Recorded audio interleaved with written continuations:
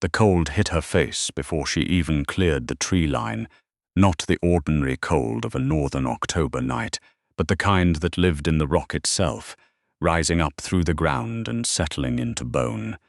Zara had stopped feeling her fingers 20 minutes ago. She told herself that was fine. She had stopped feeling a lot of things a long time ago. The kit was still strapped to her chest. She pressed 2 fingers through the gap in her coat and felt for the small ribcage inside. The rise, the fall. Too shallow, too slow, but there. She kept moving. The boundary between Harrow territory and the Ironveil Dominion was not a wall or a fence. It was a river, the Grey Run, fed by glacier melt and running so cold in autumn that wolves who fell in sometimes didn't come back out, not because of the current, because the cold stopped their hearts before they could find a footing.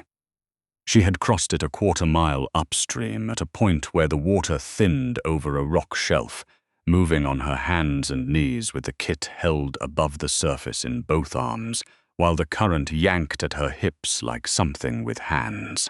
The water had come up to her waist. She had not made a sound, the kit had. A single cry, high and cracked, like a hinge that hadn't been oiled in years. She had pressed her cheek to the small body and whispered something she couldn't remember now. Not words, exactly. Just sound. The kind of sound you make when you need something living to know it isn't alone. His name was Fen. He was 6 weeks old. He was not hers. She had taken him from the Harrow pack house 4 hours ago, from the room at the back of the east wing that nobody went to anymore, the room that had been the Alpha's nursery, sealed off after the Luna's death 8 weeks prior. She had gone in to replace the heating unit, which had been failing for days, and she had found him there in a wicker crate lined with a single folded blanket, burning with fever, his lips dry and cracked, a folded note tucked under the edge of the crate in a handwriting she recognized. Do not intervene. This resolves itself. The handwriting was Magistrate Caller's, the magistrate who had been running Harrow territory in the name of the Alpha for the past 8 weeks, while the Alpha himself had not left his private quarters since the night his mate died. The magistrate who had 2 sons of her own and who had spent these past 8 weeks quietly dismantling every trace of the dead Luna from the pack house, piece by piece, starting with her portraits and ending, apparently, with her son. Fen was Alpha Holt Harrow's child, the only heir, and someone had decided he was more useful gone than present. Zara had not planned this. She had planned nothing, had no money, no family within 3 territories, no gifts that the pack considered valuable. She was 24, and she had been the Harrow Pack's supply runner for 5 years, which meant she drove the delivery van, restocked the medical clinic, changed the heating units, mopped up when the night shift cook burned something. She had no wolf, had never had one. On her 15th birthday, she had stood in the clearing behind the pack house with 19 other pups waiting for the shift that never came, and she had stood there alone after everyone else had gone back inside, standing in the dark until the cold drove her in too. They called her Greyborn after that, as in fog, as in nothing behind it. She hadn't planned any of this, but she had stood in that cold back room looking at the note and then at the child, and then at the window that faced the direction of the Grey Run, and she had done the arithmetic that the situation required. The Ironveil Dominion was Harrow territory's nearest neighbor and oldest enemy. Nearest in the way that a storm is near when you can see it on the horizon. They had not been at war in 11 years, but the absence of war was not peace, just silence with teeth. An Ironveil wolf finding a Harrow Omega on their side of the river in the middle of the night would not ask questions first, but Ironveil had a healer. Everyone on this side of the northern ranges knew about Physician Osred, who had trained in 3 territories and who was said to have pulled wolf pups back from fevers that other practitioners had given up on. If Zara could get Fen to Osred before the fever burned through his small body, then maybe. She said maybe to herself like a prayer and kept walking. The forest on the Ironveil side smelled different. Denser, older, pine resin so thick it felt like breathing something solid and underneath it something else. something that reminded her of the moment before lightning struck, that charge in the air that made her teeth ache. She had heard that the Ironveil Alpha's presence changed the land itself. She had always assumed that was the kind of story packs told to frighten children into obedience. Now, on this side of the river, she was less sure. Fen made a sound. Not a cry this time, a sound smaller than that, the kind that came from something that had used up its energy on crying and was down to its last reserves. She tightened her arms and walked faster. The patrol station appeared through the trees like something from another era. Stone walls, a pitched timber roof, smoke rising in a steady column from a clay chimney. A lantern hung by the door, swaying in the wind. The carved sigil above the lintel was Ironveil's, a stag with iron antlers, head lowered. She stood at the edge of the trees and looked at it for a count of 10. She thought about what she was doing. She thought about Fen's breathing, which she could feel against her chest, even through her coat. Too fast, too shallow, the spaces between breaths stretching in a way that made her throat close. She walked out of the trees. She made it to the door and knocked. Her knuckles were so cold that she felt the impact but not the pain. She knocked again, harder. The door opened. The wolf who filled the frame was wide rather than tall, built like something that had spent its whole life bracing against the wind. Heavy jaw, pale eyes, a scar running from his right ear to the corner of his mouth. He looked at her the way people look at something that has appeared in a place it has no business being. Not angry, exactly. More like a man encountering a problem he hadn't budgeted time for. "Please," Zara said. Her voice came out broken, split at the middle by a cough that tasted like copper. She had been running on cold and adrenaline for hours, and her body was beginning to understand that this could not continue indefinitely. "He needs a healer. He's 6 weeks old.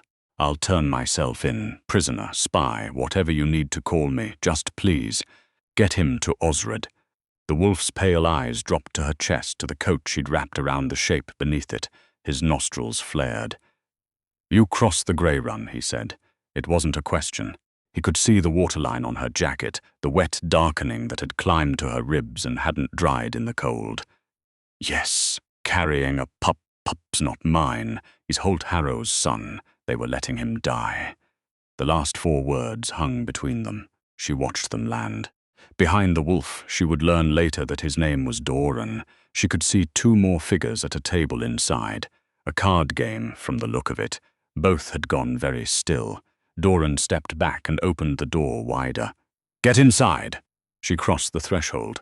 The heat of the wood stove hit her like a wall, and her legs, which had been operating on some principle she couldn't name for the past hour, registered the warmth and seemed to decide that their job was done. She caught herself on the doorframe. Doran's hand was already at her elbow. Not rough, not gentle either, just present and steady in the way that people are steady when they have practiced steadiness for long enough that it has become automatic. "Sit," he said, and guided her to a chair by the stove. She sat.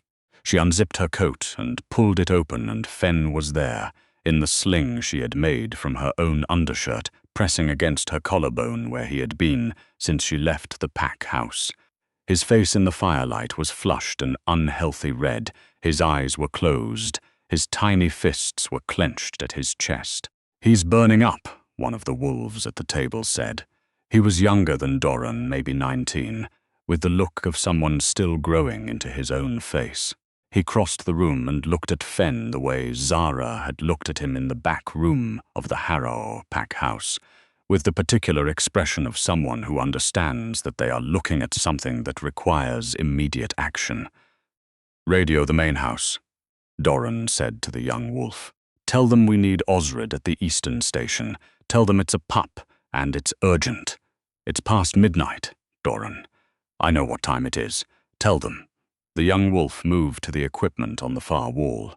The third wolf, an older woman with iron-grey braids who hadn't spoken, set down her cards and pulled a small emergency kit from under the table with the ease of someone who had done this before. She crossed to Zara and without asking began checking Fen's pulse points with 2 fingers, her face calm and focused. "Ear infection," she said after a moment, advanced and dehydrated. How long has he been like this? At least 4 days, maybe longer. I didn't have access to the nursery. I only found him tonight. The woman nodded as if this confirmed something she'd already suspected. She began working, opening the kit, moving with quick, economical movements. The radio crackled. The young wolf said, "Main house, we have a situation at Eastern Station. Requesting Osred, pup in crisis, harrow-born, approximately 6 weeks." A pause, then a voice from the radio, clipped and professional. "Copy that. Osred is on his way. ETA 15 minutes. But Eastern Station, be advised." The warden heard the call. "He's in the North Forest. He's coming directly. ETA is less." Doran went very still. Zara looked at him. "The warden." "The Alpha," the young wolf said, in the tone of someone pronouncing a word very carefully. "He prefers that title. He stopped. He looked at Doran. "He's coming," Doran said. His voice was neutral. "That's what matters." Zara looked down at Fen. The older woman, Mira, she'd said her name was, had gotten a small amount of water into him with a dropper from the kit, and his color was changing subtly, the unhealthy flush shifting very slightly toward something more ordinary. His eyes had half opened. He was watching the firelight with the glassy, unfocused gaze of a very sick infant who is nonetheless still here. She pressed her lips to his forehead. He was so hot. Please, she thought, at nothing, at the fire, at the ceiling. Just this. Just let him keep going. "You have a name?" Doran asked. "Zara. I was the supply runner for Harrow." She paused. "I don't think that's my job title anymore." Something moved in Doran's face that might, in better circumstances, have been a smile. "No," he said. "I don't suppose it is." She became aware, then, of the cold. Not from outside. The stove had driven the outdoor cold back. But the cold of her own wet clothes, her own body, which had spent an hour in near-freezing river water and had not yet recovered the heat it had spent. She was shivering, and she hadn't noticed until she noticed. Mira glanced up at her, assessed the situation in a single look, and said, "Doran, spare blanket. Now." He brought it.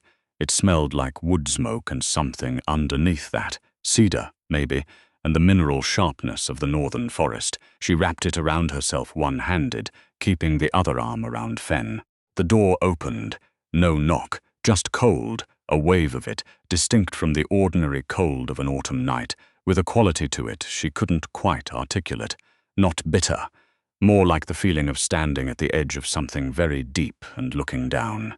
The fire in the stove dimmed for a moment, the flames pulling inward.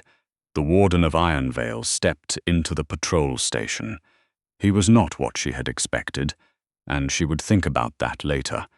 The fact that she had expected something monstrous and what she had gotten was something else entirely. Not less dangerous, but different in kind.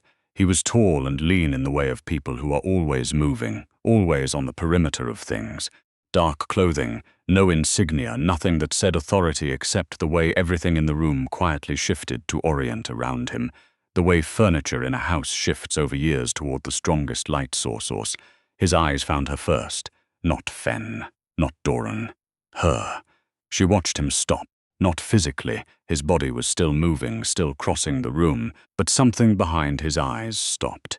His stride didn't stutter, but it changed quality somehow, became less automatic. His jaw set. He was perhaps 30, perhaps 35. A scar crossed the left side of his face, old and pale, running from cheekbone to jaw. His hair was dark, pushed back, and his eyes were a color she did not have a word for. Green was not right. Grey was not right. Something between them, like river water before a storm, and they were fixed on her with an intensity that made the air feel thin. He stopped 4 feet from where she sat. She had the impression of a man performing the act of standing still with his entire body. "You," he said. His voice was low, even, and it landed somewhere in her chest that she didn't have a name for. "Warden," Doran said carefully. "The pup. I see the pup." His eyes had not moved from her. "I see her first." Zara tightened her arms around Fen and raised her chin, because that was what you did when something large and unknown was looking at you in a way you didn't understand. "He needs Osred." I can tell you everything about the situation. I can answer your questions. I can be charged with whatever crossing a border at midnight charges a person with, but please, the healer first." The warden's jaw moved. Something worked behind his eyes. "Osred is 2 minutes behind me," he said. "He's already been radioed." "I know," I heard. She paused. "Can you look at him?"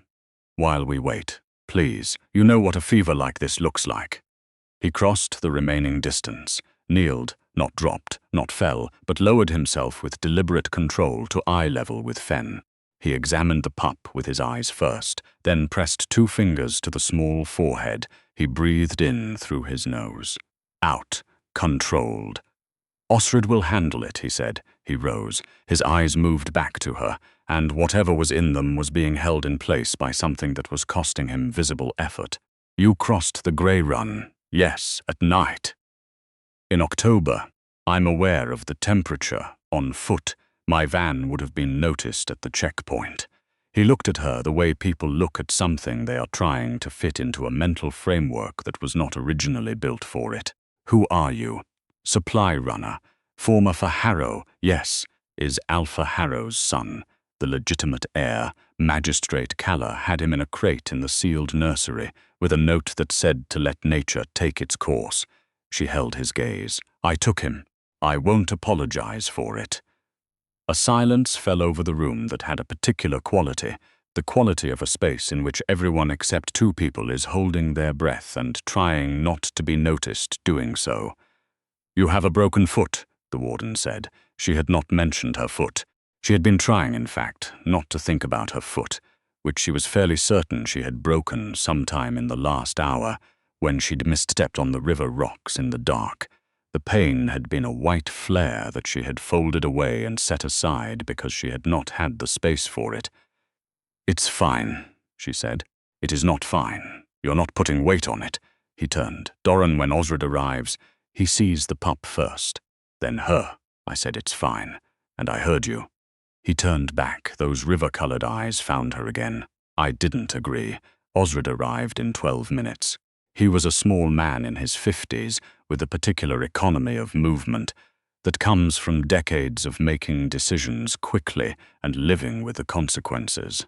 He came through the door already pulling off his coat, already asking Doran for a briefing, already looking at the pup in Zara's arms with the professional attention of someone who would sort out everything else later, but needed to assess the immediate situation now. He examined Fen for 4 minutes. Then he looked up at the warden, and then at Zara, and he said, "He needs IV fluids, he needs antibiotics, he needs to be somewhere warm and stable for the next 6 hours minimum. This station won't do. We need to take him to the main house. Then we go," the warden said. He looked at Zara. She was already standing, or trying to. She had gotten to her feet before she remembered the foot, and the pain arrived a half-second after the weight did, clean and absolute. The warden caught her before she fell, one hand under her elbow, and then, when it became clear that her body had made a unilateral decision to stop operating, both hands, one at her elbow, one at her back, keeping her upright. She expected it to feel like being handled. She had been handled before in Harrow, moved from place to place when she was in the way, rerouted without being asked. It did not feel like that. It felt like being caught, which was a different thing entirely, and she wasn't sure she knew what to do with it. "I can walk," she said. "You can," he agreed. "It will do additional damage to a break that hasn't been set. Osred can deal with one injury at a time." He did not argue her out of walking. He did not tell her what she could or couldn't do. He simply presented the information and waited. She considered it for a moment that felt longer than it was. "Fine," she said, "but Fen doesn't leave my sight." "He won't." He carried her. She had expected it to be awkward. She was not small, she was a person and not a coat, and the Warden of Ironveil was a man she had known for less than 15 minutes. But he lifted her with the same controlled precision that characterized everything else he had done since walking through the door. One arm beneath her knees, one at her back, and she was pressed against a chest that radiated warmth like a furnace wall, and the scent of cedar and cold stone, and something beneath those, that she could not immediately identify, but that her body seemed to recognize in a way that her mind had not caught up to yet. Osred carried Fen. They moved through the forest, and it was dark, and the trees were enormous, and the warden walked without hesitation, as if the path were already visible to him, and the dark were simply an aesthetic choice on the part of the landscape. "I want to ask you something," Zara said, because the silence was doing something to her that she preferred not to examine. "Ask. When you get what you need from me politically, when you've taken Fen and used what I've brought you as grounds for whatever action you've been wanting to take against Harrow, what happens to me?" He was quiet for long enough that she thought he wasn't going to answer. "What do you think should happen to you?" he said. "I think I went to another territory in the middle of the night without authorization and took a child that half the official record would call a kidnapping. I think the most optimistic version of that is that you send me back. And the least optimistic version?" She did not answer that. "You don't believe you're owed safety," he said. It was not a question. "I don't think that's something to believe or not believe. I think it's a thing you either have or you don't, and I've never had it, so I stopped factoring it into the math." Another silence. The trees opened ahead of them into a clearing where the main house sat, stone and timber, windows lit amber against the dark wood smoke rising from 3 separate chimneys. Large but not cold, it had the look of a place that had been lived in long enough to become itself. "You will be given safe passage," the warden said. "You and the pup both. Whatever else happens is a conversation we will have when Osred has finished and you've eaten something and slept." "I don't need," that was not a negotiation. His voice was still even, still low, but there was something underneath it, not threat, something else. Something that sounded almost like an answer to a question she hadn't known she was asking. The next hours were a blur of warmth and Osred's clipped, efficient instructions and the sound of Fen crying. Not the thin, exhausted crying from before, but a real cry, the cry of a pup who is hungry and indignant and alive enough to be angry about it. Zara wept.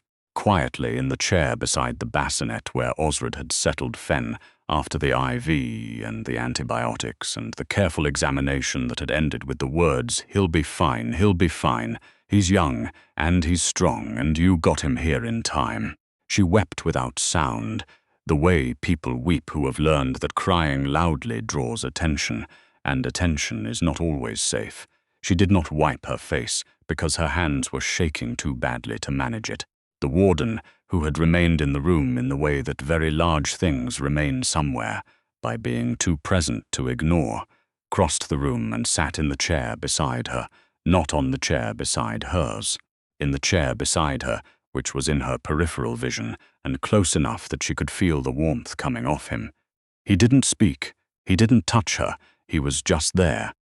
After a while she leaned sideways very slightly until her shoulder touched his arm. He went still. Then, gradually, he relaxed. "Thank you," she said. "Don't thank me," he said. "You did this. I got him here. You have the healer. It's not the same thing. It is exactly the same thing." Osred finished his assessment of Fen and turned to Zara with the expression of a man who has seen a great deal and is not easily shaken, but who is choosing his next words with care. "I need you to remove your coat," he said. "I'm fine. You have a broken foot, friction burns on your hands from the river rock, and a fever of 101.4. You are not fine. You have not been fine for some time. Remove the coat." She removed the coat.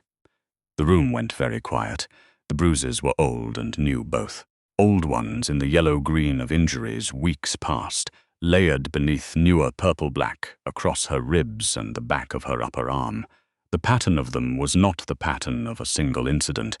It was the pattern of a long time, and on her upper back, Osred saw something that made him stop and reach for his glasses. "Hold still," he said. "Don't move." He looked at her back for a long time. The warden had risen from the chair. She heard him cross the room, heard him stop behind her. She had always known the marks were there. She had a mirror in her room at the Harrow pack house, a small one, and she had angled it once, years ago. and seen the lines on her back and assumed they were something from a childhood illness, a fever at age 4 that she didn't remember, a scar that had shaped itself oddly. She had not asked about them because she had learned early that asking questions in Harrow was something you did only when you were willing to hear the answer, and she had not been willing. "These aren't from illness," Osred said. His voice was very careful. "These are deliberate markings. Old work. Blood seal work." He paused. "Zara, who raised you?" "Harrow Pack. My mother died when I was 7. My father was." She stopped. "My mother said he was a traveller, passing through. He left before I was born. Did he leave anything identifiable?" She thought about the photograph her mother had kept. A man she had looked at once as a teenager, and then put away because looking at a stranger's face and being told it was your father was an exercise in abstract grief that she hadn't had the energy for. He had light eyes. Something marked on the inside of his wrist, small. Her mother had said it was a birthmark, a circle with a line through it. She had the same one. She touched her left wrist. Osred's eyes followed the movement. He took her wrist and turned it to the lamp. The mark caught the light. Osred sat down heavily in a chair that she was not completely certain he had verified was there before he put his weight on it. "Warden," he said, "come and look." The warden came around. He looked at the mark on her wrist. His expression shifted through something she could not track quickly enough. Calculation, then something older and rawer that he locked away before she could identify it. "That is an iron mark," Osred said. "The hereditary blood mark of the Ironveil founding line. The one that—" He stopped. He looked at the warden. "The one that died out," the warden said. His voice was flat. "Apparently not." They were both looking at her in a way that made the room feel smaller. "What?" she said. "Your father," Osred said, "was almost certainly of the Ironveil founding line. A line which has been legally extinct for 19 years after the Council of Territories declared the last known carrier a threat to regional stability and ordered his removal." He paused. "There are stories, older wolves who remember that the last of that line fled north. There was a woman in Harrow's territory he was said to have been connected to. My mother's name was Sarah," Zara said. A silence. "The binding marks on your back," Osred said, "are designed to suppress a wolf. Not a standard shift suppression. Something specific. Something old. The kind of binding that is used when someone knows what a wolf will become and has decided that it shouldn't." He looked at her steadily. "This is why you've never shifted. This is why you think you don't have a wolf. Because someone sealed her away when you were a child." Zara stared at him. "Who would do that?" "Someone who wanted you to stay small," the warden said. His voice was barely sound. "Someone who knew what you were and made sure you never would." She sat with that. "Can it be undone?" she said. "Yes," Osred said, "but not tonight. You need to be at full strength. And Zara," he paused, "when your wolf comes through, she will not be what you've been told to expect. The founding line wolves are," he searched for words, "they are very old. The original, the wolves that every other line descended from. They have been extinct so long that most practitioners have only read about them. They carry abilities that other lines don't have. They can." He stopped again. "We will talk about what they can do when the time comes." "What they can do," the warden said quietly, "is not relevant to what she is to me." She looked at him. He was looking at her with an expression she had not seen before. Not on him. Not on anyone directed at her. It had no performance in it. It was just the face a person makes when they have found something they had stopped believing they would find. "I should explain," he said. "You don't. I've been looking for my fated mate for 11 years. Every report said she was gone. The last elder who might have known anything told me to stop, that I was chasing something that had either died or never existed." He paused. "My wolf has known you were alive for 3 years. I felt it. Not clearly. Just at the edge of things, a direction without a name. I thought I was losing my mind." His jaw tightened. "You were in Harrow. 3 territories over. Being run into the ground and told you were nothing." Zara said nothing. She was looking at her hands. "I'm not asking you to accept anything," he said. "I'm not asking you for anything tonight. I'm asking you to rest and to let Osred look after you, and to understand that whatever you decide tomorrow, about any of it, you are safe here. That's all. The rest is yours." She sat in the chair in this strange house in this territory that was not hers, with another woman's son asleep in a bassinet 3 feet away, and she felt something she had not felt since she was a child, and did not have a word for anymore. She felt like something was waiting to begin. The days that followed were not simple, but they were, for the first time in her memory, survivable in a way that did not require all of her. Osred set her foot and wrapped her hands, and told her with considerable directness that her nutritional history looked like something he would report to an authority if he were not technically already in the authority's house. She ate 5 meals a day, small ones, and hated it because she was not used to being attended to, and it made her feel watched in a way she didn't have a category for yet. He told her that her bones looked like those of a woman 20 years older than she was. She told him that was useful to know. He told her it was not a compliment. Fen improved rapidly.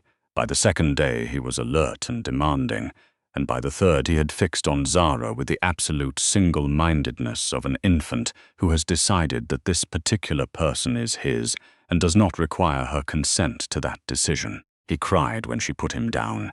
He slept with his cheek against her collarbone and his fist wrapped around 2 of her fingers, and did not loosen his grip even in sleep. She did not want to love him. She had tried not to. She had been very clear with herself, in the sensible, practical part of her mind, that Fen was not hers and had a father and a territory and a future that she was not part of. The sensible part of her mind was not in charge anymore. The warden kept his distance.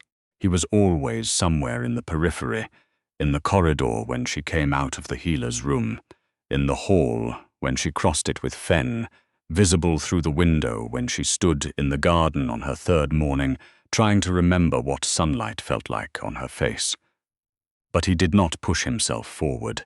He did not take up more space than she invited him to take. She noticed, and she didn't know what to do with noticing. On the 4th day, a delegation arrived from Harrow. She was not supposed to be in the hall for it. She was in it anyway, behind the latticework of the upper gallery, because she had spent 5 years being invisible, and invisible things can go anywhere. The warden sat in the chair at the head of the table. Not a throne, she noticed that, just a chair, heavier than the others, but the same kind. He sat in it with a stillness that made everything else in the room feel very loud by comparison. Magistrate Calla stood across from him. She was exactly as Zara remembered. Sharp-faced, controlled, with a voice like a file on metal, she had brought 2 others, a man who advised on legal matters, a woman from the Pack Council. "The situation is straightforward," Calla said. "One of our people, a low-rank supply runner with a documented history of unstable behavior, has taken the Alpha's child across a territory border. We're requesting return of both. Documented history," the warden said pleasantly. "Walk me through that." A pause. She had difficulties, adapting to Pack protocol. He leaned back slightly. "My physician examined the child you lost. The word he used was neglected. He noted ear infection, dehydration, malnourishment, and a fever that, had it continued another 36 hours, would have caused permanent damage.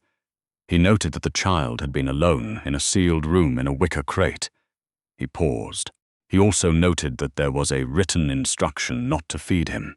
The magistrate's face did not change. There was a miscommunication about the care arrangements.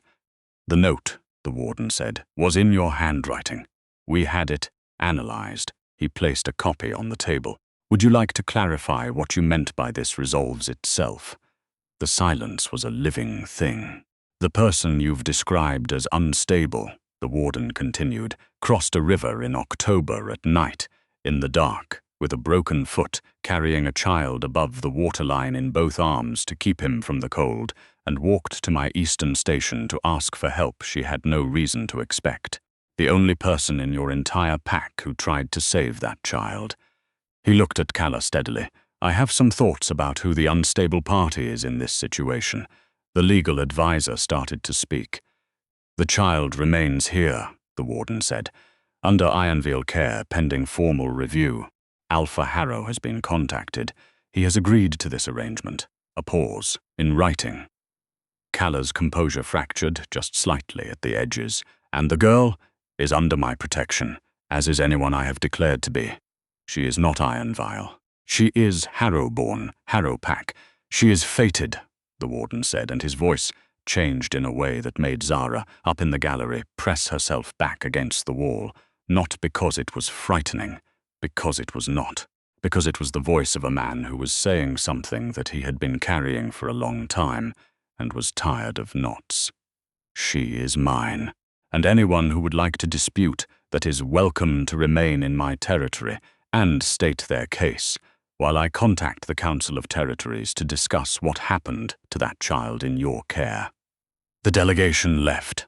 She found him afterward in the main hall, standing by the cold hearth, with one hand braced on the mantelpiece and his head bowed. She stopped in the doorway and said nothing for a moment, because he looked like a man who needed a moment, and she had not always been given that, and knew what it was worth. "They'll come back," she said. "Yes." He straightened, turned. "With lawyers and in larger numbers and with a version of events that puts them in a better light." "I know." "Are you prepared for that?" "More prepared than I've been for most things in the last 11 years. She looked at him. He was looking at her. "You could have told Calla to keep me," she said. "You have what you need. Fen, the note, the evidence. You don't need me for any of it." "No," he said. "I don't. So why? Because you matter." He said it simply, without decoration. "Not as leverage, not as evidence. Because you crawled through a river in the dark for a child that had nothing to do with your survival, and because you sat in my patrol station and offered yourself as a prisoner before you asked for anything, and because you have been told your entire life that you are nothing, and you have not believed it even when you couldn't have named what you were instead." He paused. "Because you matter. That's the whole reason. There's no other one." She was quiet for a long time. "I don't know what I am," she said finally. "This wolf that Osrid talks about, this bloodline. I've been greyborn my whole life. I don't know how to be anything else." "You don't have to know how to be something else," he said. "You just have to let Osredrid break the seals. Your wolf knows who she is. She's been knowing it for 24 years. She just hasn't been permitted to tell you. And if she's—" She stopped. "Osred implied she'll be significant, that it'll change things. Will it change what you did 4 nights ago?" She thought about the cold, the river. Fen's breathing against her chest. "No," she said. "Then it won't change anything that matters." She crossed the room. She stopped in front of him, which required her to look up slightly, and she met the river-colored eyes and said, "You haven't touched me since the night at the station?" "No." "Why?" "Because you flinched when Doran moved toward you in the station, and again when I sat down next to you." He held her gaze. "I will not be something you are afraid of. When you want me close, I'll be there. Not before." She looked at him for a long moment. Then she reached out and put her hand on his forearm. His whole body went still, not tensed, stilled. The kind of stillness that is not absence but the opposite, total presence compressed into a single moment. "I'm reaching," she said. He covered her hand with his. His palm was warm, and the warmth moved up her arm and settled somewhere in her chest, in the space that had always felt hollow, and she understood, in a way she could not yet put into words, that the hollow was not emptiness. It had always been waiting. 3 days later, Osred removed the seals. He was methodical and honest about it. 7 binding marks, layered, each one requiring individual dissolution. He would not be able to stop the pain entirely. He would not insult her by promising comfort he could not deliver. The warden sat in the corner of the room with his hands braced on his knees. The first seal broke. She felt it like a key turning in a lock that had rusted shut. And the pain was blinding and clean, and somewhere underneath it was something else. Something waking up. She did not scream. She had been trained not to. She breathed through it. The second. The third. The wolf was coming up through her like water rising in a sealed room, pressing at every seam. The 4th seal broke and the windows rattled. All of them, simultaneously in their frames, a sound like a breath held too long and finally released. "She's close," Osred said, from somewhere that felt very far away. "Let her." The fifth, the sixth, she could feel her own heartbeat in her back teeth. "Last one," Osred said. The seventh seal broke, and the world was light. She did not feel her body change. She felt herself become complete, the way a sentence becomes complete when the final word lands, the way a chord resolves, a thing that was always meant to be one thing becoming, finally, one thing. She came down on 4 paws in a room that was too small for her now. She was silver. Not white, not grey, silver, true silver, the colour of a mirror that shows what is rather than what you hope to see. Her paws on the floorboards cracked the old wood. She turned her head and caught herself in the darkened window glass and did not recognize what she was looking at. And then she did, and it was an experience she did not have words for in any language she'd been taught. Osred had backed against the wall. His face was not frightened. It was something else. The face of a person who has read about something their entire professional life and is now standing in front of it and finding that reading and being in the same room are completely different things. The warden stood. The wolf turned and looked at him, and something happened between them that required no translation. She crossed the room. Her paws cracked the floor. She pressed her head against his chest, and he put both hands into the silver fur at her neck and held on.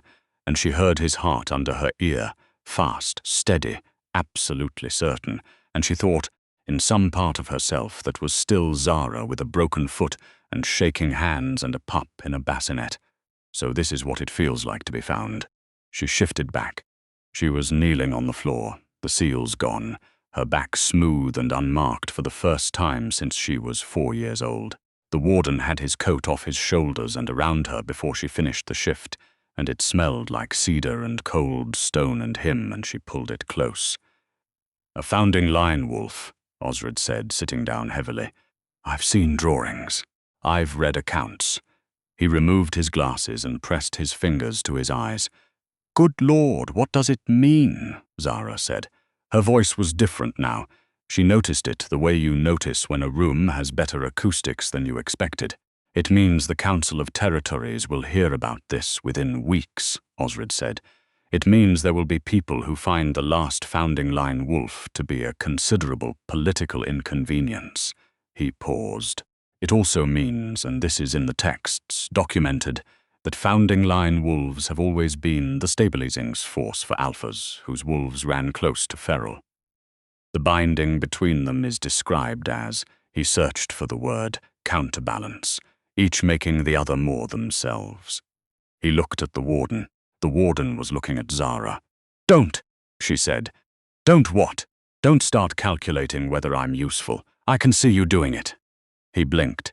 Then, unexpectedly, the corner of his mouth moved, not quite a smile, but the suggestion of one, like a word in a language he had not spoken in a long time.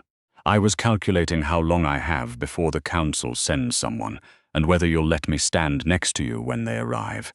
She studied him. "The council being a threat you'd rather face together."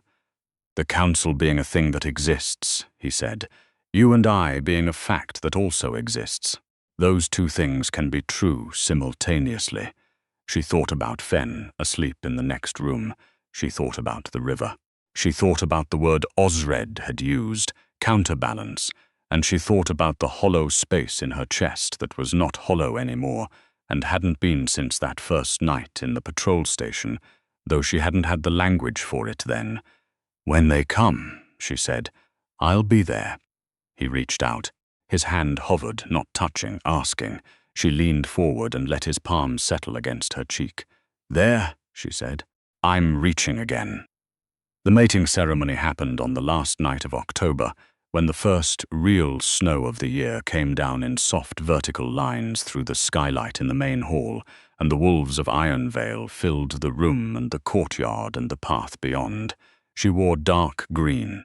She had been offered other options and had declined them. Fen was held by Mira, the older wolf from the patrol station, who had arrived that morning with a gift she had carved herself.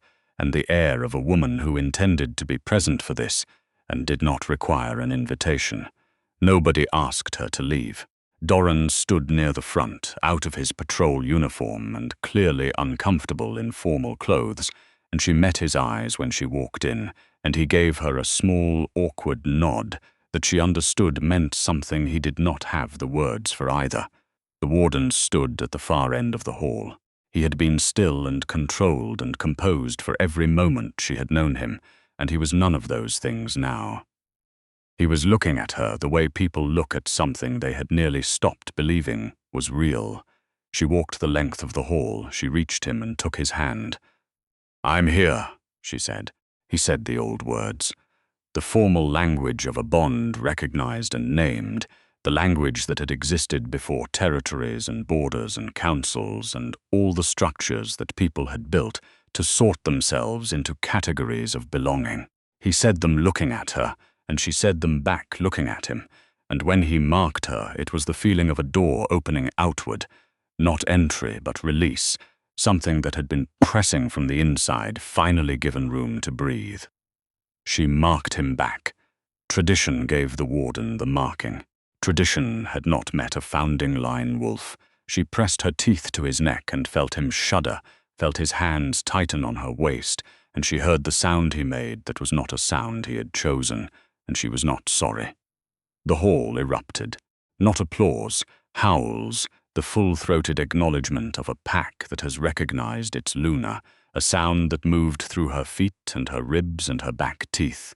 Fen, startled, started crying and then laughing in the confused way of an infant who has been surprised by the loudness of the world, and Mira bounced him and said something to him in a low voice, and his face settled into the unfocused expression of a small person deciding that this might be acceptable after all. Later, the hall was empty and the fires had burned down, and the snow was still falling past the window. She sat on the floor of their room, the word there still felt new in her mouth, like learning to use a language she had only ever read, with Fen asleep across her legs. The wooden toy Mira had brought lay beside him. The warden sat across from her, back against the bed frame, watching the fire. "Kala will face the council's review," he said.